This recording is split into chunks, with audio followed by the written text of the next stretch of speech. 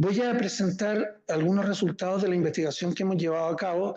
Es una investigación de 3 años, hemos estado haciendo muchas cosas, hay una gran cantidad de entrevistas, focus group, aplicación de cuestionarios. Por tanto, yo seleccioné algunas cosas que me parecen las más significativas para compartir hoy, pero obviamente hay muchos otros datos que supongo que habrá otras instancias para compartir y también nos podemos comunicar a través de correos si alguien está interesado en saber para comentar este tipo de cosas.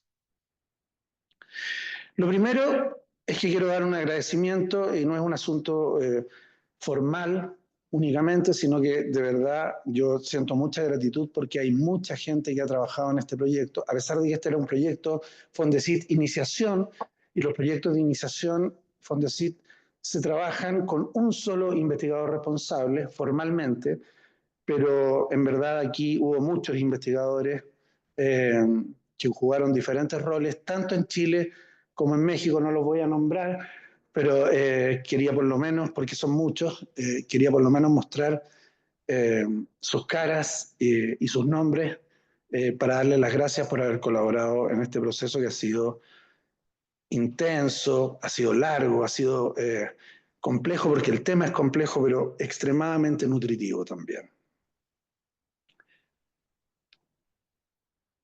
Francisco Deseano, que lo mencionamos el día de ayer, que iba a estar con nosotros acá en Chile presentando los resultados de la investigación en México, pero por problemas de salud no pudo venir. Vaya nuevamente un agradecimiento. Él coordinó el equipo de investigadores en México y fue una pieza fundamental en todo este proceso. Imposible arribar a ninguna conclusión si no hubiésemos contado con su colaboración. ¿No? Y ahí está el resto de las personas. Si se me olvidó alguien, como estamos haciendo streaming principalmente para México, les pido millones de disculpas. Bien, las instituciones también, además de las personas, hay que hacer un agradecimiento porque las universidades y las carreras de pedagogía están sobrecargadas de investigación. Por todos lados llegan personas que, como yo, buscan recabar datos para desarrollar sus proyectos, sus ideas. Los estudiantes de pedagogía están respondiendo cuestionarios permanentemente que reciben de todos lados y hay una saturación de investigaciones y proyectos en curso. Por lo tanto, de verdad también genuinamente un agradecimiento a todas las instituciones que participaron, la Universidad Mayor a través de la carrera de Educación Diferencial, con la directora Andrea Barnier, que está acá, que nos permitió hacer pilotaje de todos los instrumentos. Muchas gracias, Andrea. Y en México, las dos escuelas normales que participaron en este proyecto, la Escuela Nacional para Maestras de Jardines de Niños y la Benemérita Escuela Nacional de Maestros. Son dos escuelas normales de Ciudad de México y muchos estudiantes. Digamos, estamos hablando de más de 1000 estudiantes en cada una de estas instituciones. La escala mexicana es distinta a la escala chilena. Bien, como había comentado el día de ayer, hemos estado buscando desarrollar un modelo distinto a la educación emocional, un modelo que desde nuestra perspectiva tenga una mayor coherencia con los fines de la educación. Porque decíamos ayer que la educación emocional se instaló por arriba, bajo la mirada de expertos, y no se hizo cargo del problema de preguntarle primero a las comunidades educativas cómo trabajaban con las emociones, qué hacían en términos emocionales en la formación inicial docente en este caso. Entonces estamos tratando de dar los primeros lineamientos para una formación emocional inicial docente que sea más coherente con la cultura educativa. Porque como dijimos ayer, sabemos que la labor docente es una labor emocional. Lo que los profesores y profesoras hacen es básicamente trabajar con sus propias emociones para provocar emociones en sus estudiantes y desde ahí generar aprendizajes. Esto, que lo hemos dicho ya varias veces, es necesario reiterarlo porque hay una creencia muy arraigada respecto de que enseñar y aprender son actividades cognitivas, es decir, hacernos representaciones mentales de lo que observamos, de lo que vemos, como si fueran solamente símbolos en una pantalla de un computador. Y los seres humanos no somos eso. Los seres humanos somos seres emocionales que construimos conocimiento a partir de nuestra corporalidad, a partir de lo que vamos sintiendo momento a momento, se van desplegando las ideas en nuestras cabezas. Entender eso es muy importante. Entonces partimos de esa base. Ya sabíamos que la educación emocional tenía algunas dificultades, yo no voy a entrar en eso, lo vimos con detalle el día de ayer. Queríamos generar conocimiento entendiendo lo que las comunidades educativas hacen y no imponiendo un modelo desde arriba, entre otras cosas porque teníamos antecedentes de que este tipo de perspectiva que se impone unilateralmente sobre las culturas educativas finalmente termina generando ciertas resistencias.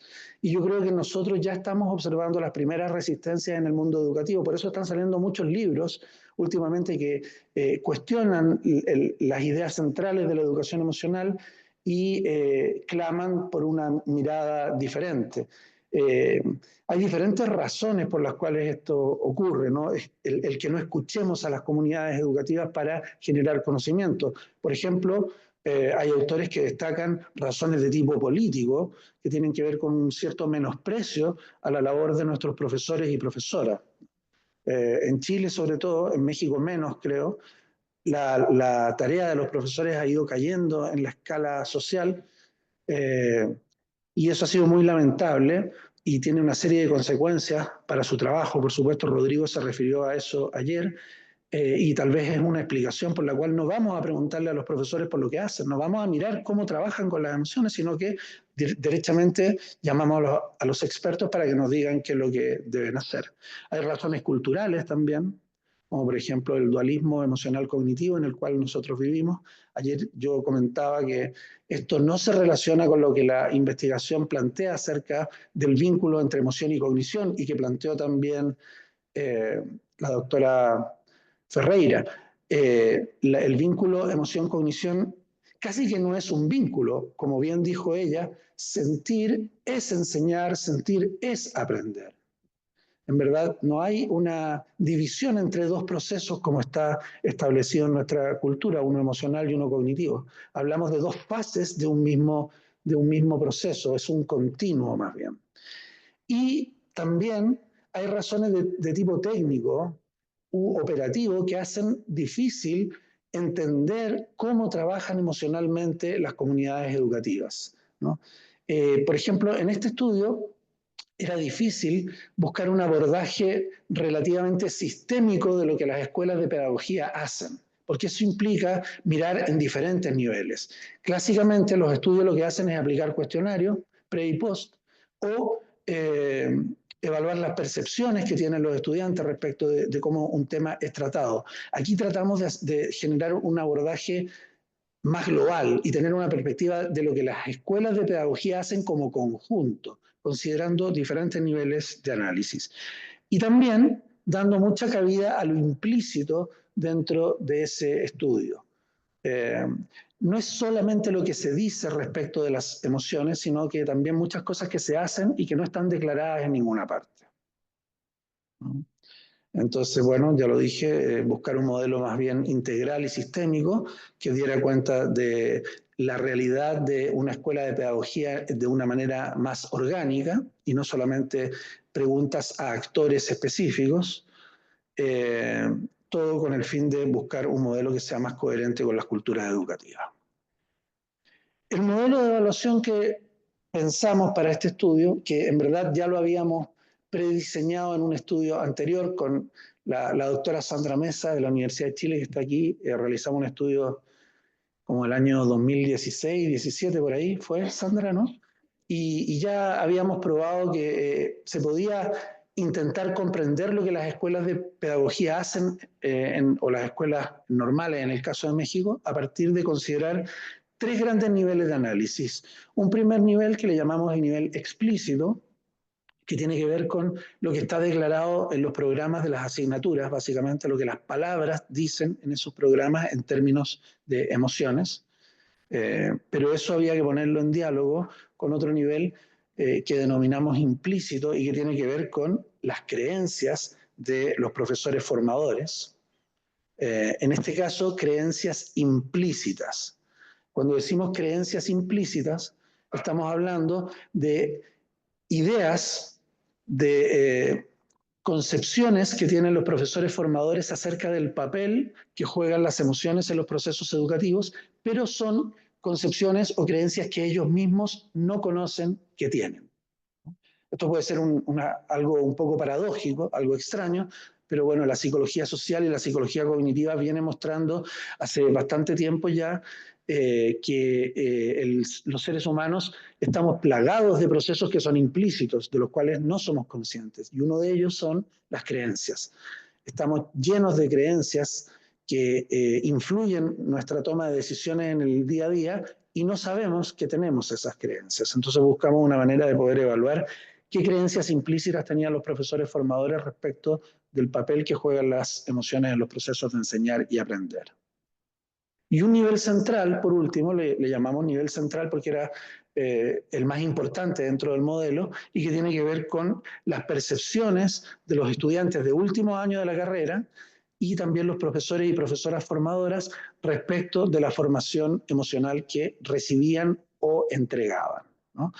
Si bien era el aspecto o el nivel de análisis más importante, como ya he dicho, la idea era encontrar un perfil de instituciones formadoras que no obedeciera únicamente a un elemento, por ejemplo, las percepciones de los estudiantes, sino que ponerlo en diálogo con lo que decían los documentos, ponerlo en diálogo con las creencias implícitas y otros aspectos más finos que estaban presentes en el estudio. Entonces, bueno, ¿cómo lo hicimos para evaluar el nivel explícito? Teníamos una rúbrica y teníamos una persona que ya había sido capacitada en el estudio anterior, que revisó los 340 programas de las instituciones chilenas, en este caso, los programas de las asignaturas que forman parte de las mallas curriculares de las carreras, y fue codificando cada una de las palabras que allí aparecían y que estaban vinculadas a emociones en base a diferentes criterios que estaban presentes en esta rúbrica. Yo puse aquí, por ejemplo, el criterio número 1, no sé si se alcanza a ver, ¿sí? Apreciación general de la importancia que presentan las emociones durante la formación inicial docente. Y hacía esto con cada programa de cada asignatura de las 6 carreras que participaron en este estudio, ¿no? Y finalmente metía todo esto en un saco más grande para tratar de descifrar si había universidades que tenían en el nivel explícito un perfil particular respecto de cómo veían las emociones. Respecto del nivel implícito, usamos cuestionarios, pero los cuestionarios que utilizamos eran cuestionarios de dilemas, porque ya sabíamos que ir a preguntarle a la gente la opinión que tiene sobre un tema no necesariamente refleja ese nivel de creencias más oculto, lo que Andrea Ruffinelli ponía ayer debajo del agua cuando mostró la imagen del iceberg, ¿no es cierto? Esa parte que nosotros mismos no conocemos respecto de cómo pensamos, ¿no? Entonces, lo que hicimos fue presentarles dilemas a los profesores y a los estudiantes para que, a partir de sus respuestas, descifrar qué tipo de concepción tenían respecto del rol de las emociones en los procesos educativos. Y por estudios previos sabíamos que había básicamente 3 tipos de concepciones. Es decir, hay un grupo de personas que tiene la creencia de que las emociones no son importantes o no existen, o al menos no les prestamos atención durante los procesos educativos, ¿no? Que eso corresponde en este caso a la alternativa A de este dilema, ¿no? Es un tipo de profesor que, visto en una situación donde hay emociones implicadas, se centra más bien en el comportamiento y no presta atención a lo que está pasando internamente y en términos corporales en el caso de los estudiantes, en términos emocionales. Entonces se preocupa más bien de moderar el trabajo, tratar de regular las conductas, etcétera, y por eso le llamamos a eso reduccionismo conductual. Luego vimos que había un grupo de profesores, esto lo sabíamos por estudios previos, que tenía una perspectiva que es la perspectiva que es más popular en nuestra cultura. Es decir, la idea que expliqué ayer de que por un lado existen emociones y por otro lado existen procesos cognitivos como el enseñar y el aprender, y estos procesos de enseñanza y aprendizaje son influidos por las emociones. Entonces teníamos una concepción que se llama exactamente así, una creencia que se llama influencia de las emociones en la cognición. Quienes piensan de esta manera son profesores y profesoras que además tienen la idea de que Si la emoción que se experimenta es agradable, entusiasmo, alegría, calma, tranquilidad, entonces aprendemos más que en aquellos casos en los cuales tenemos experiencias emocionales de tono desagradable, como la rabia, la vergüenza, el miedo, etc. Algo que en verdad no se condice muy bien con lo que muestra la investigación. Se aprende mucho de la rabia, por ejemplo, se aprende mucho de la frustración, etc. Y finalmente, una tercera concepción, una tercera creencia, que la llamamos integración emocional cognitiva, y que corresponde a profesores que no hacen distinción entre sentir y enseñar, y tampoco hacen distinción sustantiva entre sentir y aprender. Si estamos sintiendo algo cuando queremos enseñar, transmitir una idea, quiere decir que ya estamos en marcha, ya está funcionando el proceso. Y por el otro lado, cuando los estudiantes experimentan también emociones con un contenido de aprendizaje, ya nos encontramos en ese caso con una actividad que está dando frutos, ¿no? Lo más importante es primero provocar emociones en los estudiantes y el aprendizaje luego va avanzando hacia diferentes fases, pero la emoción no es algo distinto, ya es parte sustantiva del aprendizaje. Y finalmente, hicimos una evaluación en el nivel que llamamos central y que tiene que ver con las percepciones de los estudiantes de último año, como expliqué, para que nos dijeran cómo era la formación emocional que habían recibido. Entonces hicimos preguntas como las que se observan en esta diapositiva, y les preguntábamos, en esta carrera, le poníamos en un ítem, en esta carrera la formación que se entrega, por ejemplo, considera explícitamente el rol de las emociones en los procesos educativos, y ellos tenían que marcar, digamos, su grado de acuerdo o desacuerdo con este ítem. O en el último caso, y este ítem es muy importante, me voy a referir a él después, promueve, en esta carrera la formación que se entrega promueve el desarrollo emocional de los estudiantes de pedagogía. Muy en desacuerdo, indiferente, de acuerdo o muy de acuerdo. Bien. Como dije, queríamos encontrar perfiles asociados a las distintas instituciones formadoras, perfiles de formación emocional inicial docente presentes en cada carrera de pedagogía, ¿no? Esto lo hicimos en Chile. En México no hicimos una separación entre las dos escuelas que participaron. Ese era un objetivo para las instituciones chilenas, que eran 6, ¿no? Y no encontramos perfiles. En verdad, las universidades chilenas o las carreras de las distintas universidades chilenas no mostraron diferencias en ninguno de los indicadores que habíamos utilizado para evaluar en estos 3 niveles. En verdad se mostraron como compartiendo una misma mirada acerca del papel de las emociones en los procesos educativos. En verdad esto no es muy extraño, puesto que se trata de un tema que no tiene demasiado desarrollo. Las universidades o las carreras de pedagogía se diferencian respecto de otras cosas. Probablemente su manera de entender el aprendizaje, probablemente su manera de entender el rol de los profesores y profesoras en la sociedad, probablemente el tipo de práctica formativa, etcétera. Pero en cuanto a la manera de formar emocionalmente a los futuros profesores y profesoras, no mostraron diferencias. Con lo cual decidimos entonces interpretar estos datos como un perfil chileno. ¿Ya? Las 6 universidades nos ayudaron a entender de qué manera se piensa implícitamente la formación emocional en Chile. E hicimos una comparación con los datos de las instituciones de México para ver si ahí sí podíamos hallar algunas diferencias. Entonces, les voy a comentar primero cómo es este perfil de las instituciones formadoras chilenas, y luego vamos a hacer una presentación de unos resultados muy relevantes respecto de las diferencias con las instituciones mexicanas. Entonces, ¿qué es lo que tenemos respecto de las instituciones chilenas? En primer lugar, que encontramos que en todas las carreras de pedagogía que participaron de este estudio en Chile, hay algún grado de presencia explícita de las emociones en las mallas curriculares de las carreras. Más que algún grado, por lo menos hay cerca de un 50% de programas en cada una de las mallas curriculares de estas carreras que hace mención a las emociones en sus distintos lineamientos, en las asignaturas, un 50%. Hay términos emocionales presentes. Y además había 2 carreras. Por supuesto, todos estos datos los estamos presentando bajo anonimato, ¿no es cierto? No interesa acá qué universidad específica es la que tiene esta característica, sino que los datos en sí mismos, ¿no? Había 2 carreras que además tenían cursos específicos donde trataban cuestiones emocionales. Pero lo más relevante es que hay una cierta presencia a nivel explícito en general en las carreras de pedagogía, al parecer en Chile, de acuerdo a lo que esta muestra nos arrojó.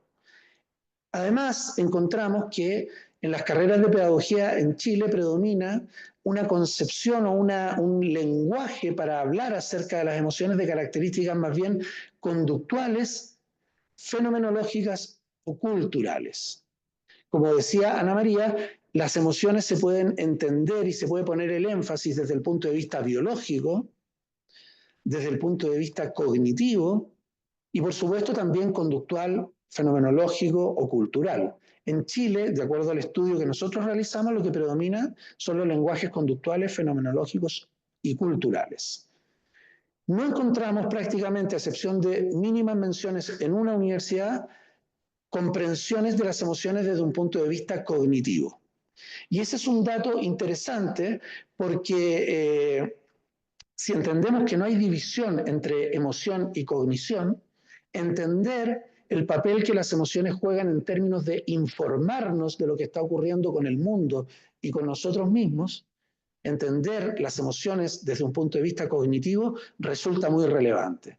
Y en el caso de esta investigación, encontramos que eso prácticamente no estaba presente en las carreras de formación de futuros profesores y profesoras en Chile. Las menciones eran más bien de otro tipo, como digo, conductual, fenomenológicas o culturales. Tampoco había menciones de tipo biológico. No predomina un lenguaje biológico para referirse a las emociones, pero esto a mí en particular no me parece un problema, más bien me parece un problema que no haya menciones de tipo cognitivo. Por otro lado, todas las carreras de pedagogía que participaron de este estudio hacen mención indirecta de las emociones. El lenguaje utilizado para referirse a las emociones no es con términos emocionales propiamente, sino que hay muchas palabras que uno puede deducir que implican emociones.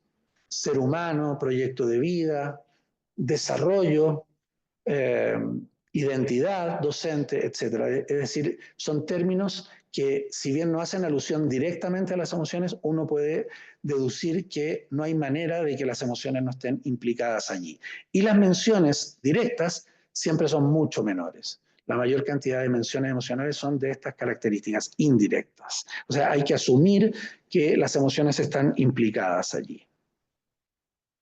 Por otra parte, en todas las carreras encontramos que hay una mayor presencia o una visión que pone el énfasis en la conexión que hay entre las emociones y los aprendizajes sociales y actitudinales.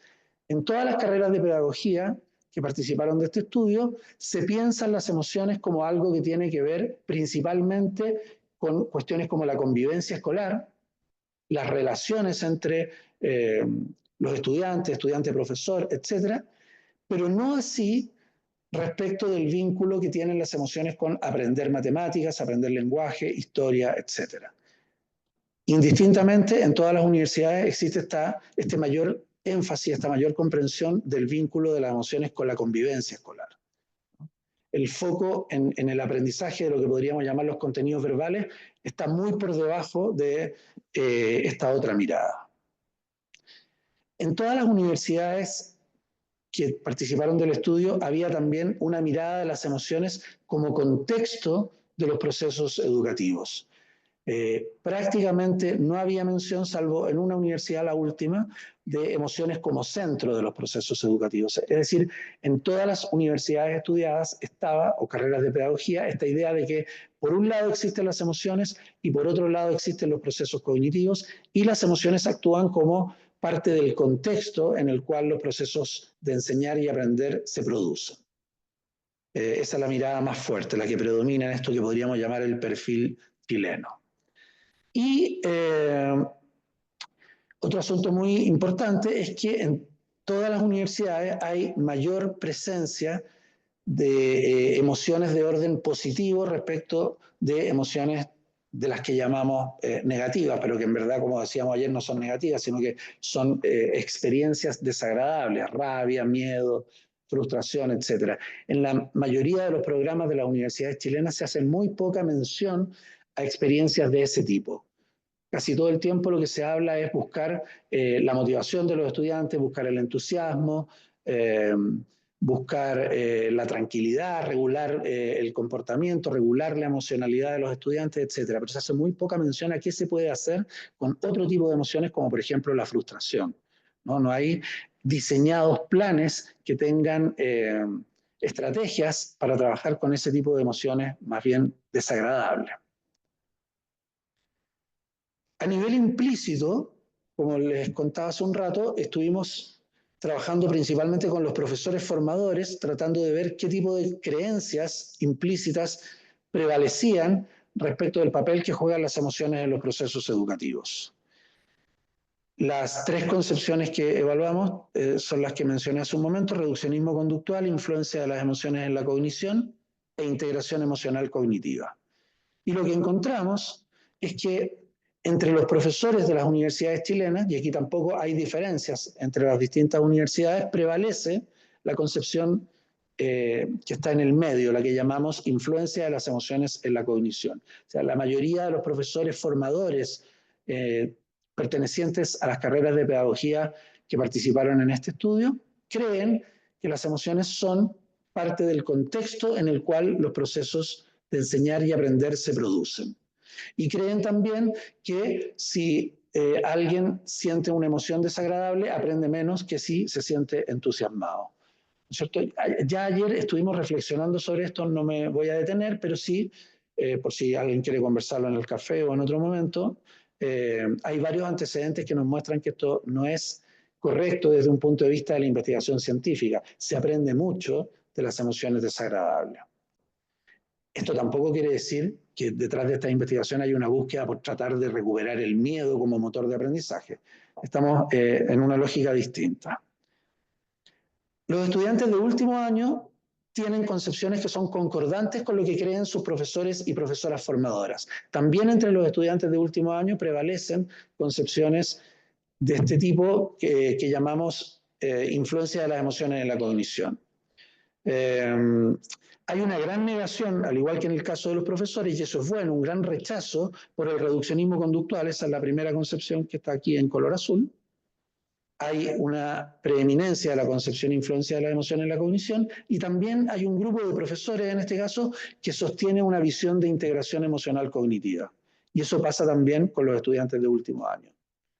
Digamos que hay sintonía entre lo que creen profesores y lo que creen los estudiantes al salir de la carrera. No sabemos si esto tiene que ver con el proceso de formación. Simplemente tomamos nota de que hay similitudes.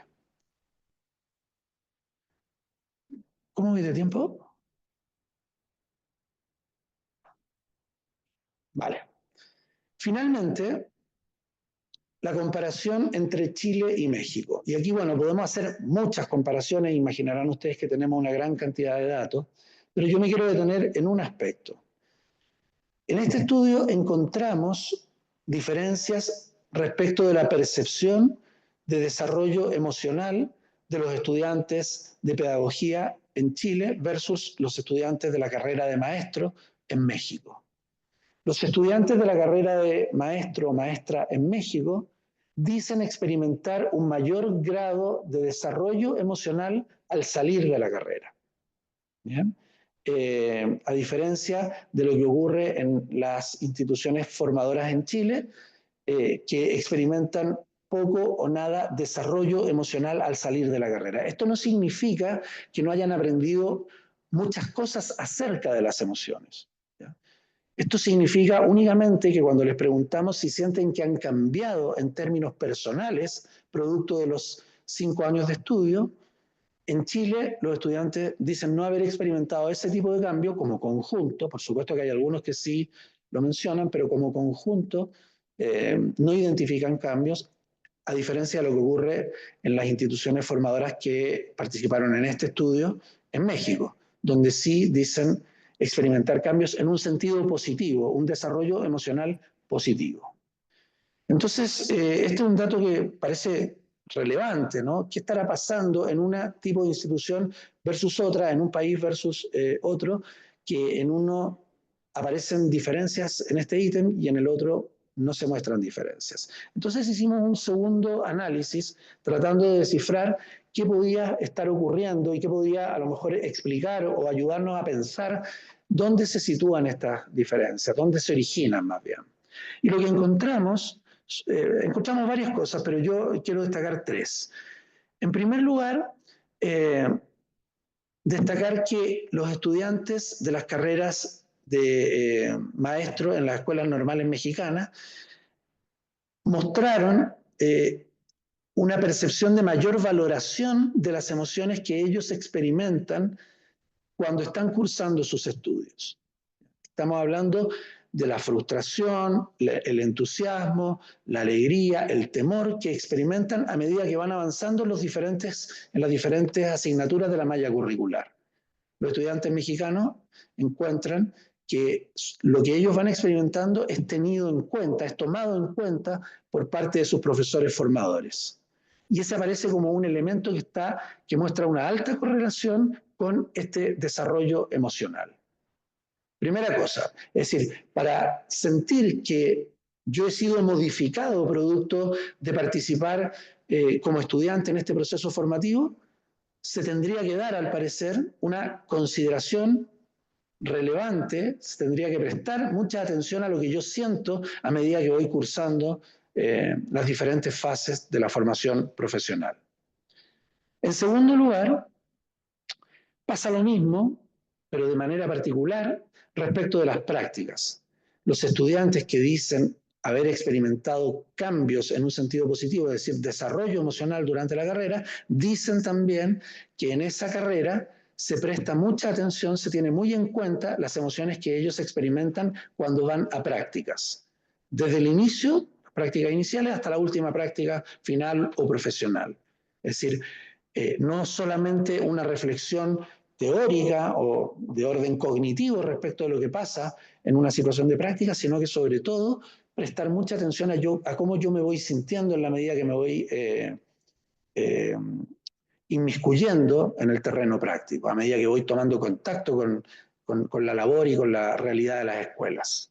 Eso resulta ser otro elemento muy importante. Entonces, la consideración de las emociones durante los cursos y durante los pasos prácticos.